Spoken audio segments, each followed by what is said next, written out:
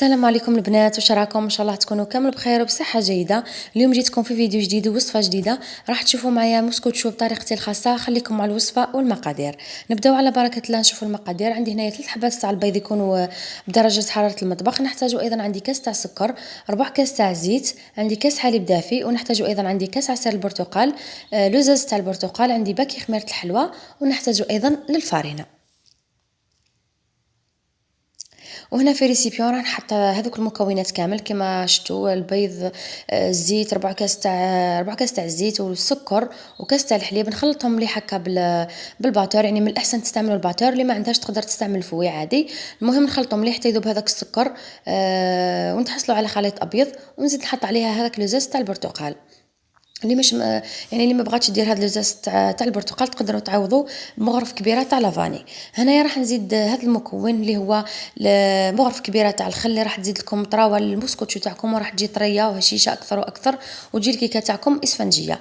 راح نزيد نخلط مليح بالباتور، ونزيد نحط عليه هذاك الكاس تاع عصير البرتقال، وكاس تاع الحليب يكون يعني ما يكونش سخون بزاف، يكون غير دافي. ونحط عليها كاس تاع الفارينه بنفس الكاس اللي استعملته، يعني اللي استعملته في المقادير الاخرى استعملت به الفارينه. قلت لكم كاس تاع فارينه، ونزيد نحط عليها باكي خميره. وهنايا دوكا راح نزيد هذا الكاس الثاني. راح نخلط بشويه. انا حبست الباتور، راح نخلط غير هكا بلا سباتشير. نخلط مليح باه تذوب لي هذيك الفارينه كامل. هنا برك البنات كملاحظه، انا الفارينه انا البيض اللي درته راهو درت يعني حجم كبير، يعني درت 3 حبات تاع البيض ودرته يعني حجم كبير.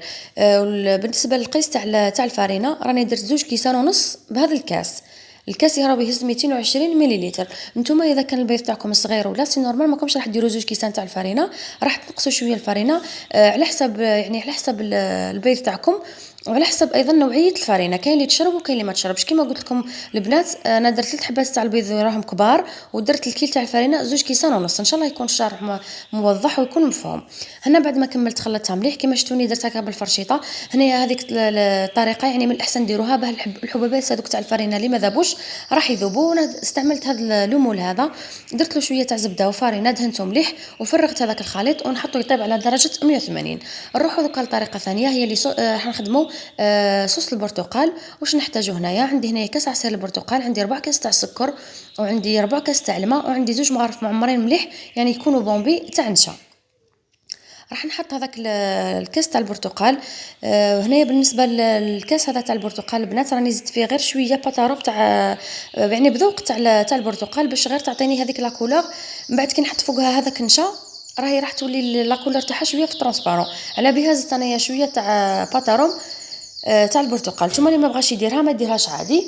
حطيت عليها هنايا 2 مغارف كبار تاع نشا يكونوا معمرين مليح. والكميه تاع الماء راني درت 4 كاس، خليت منه غير مغرف هذا مكان.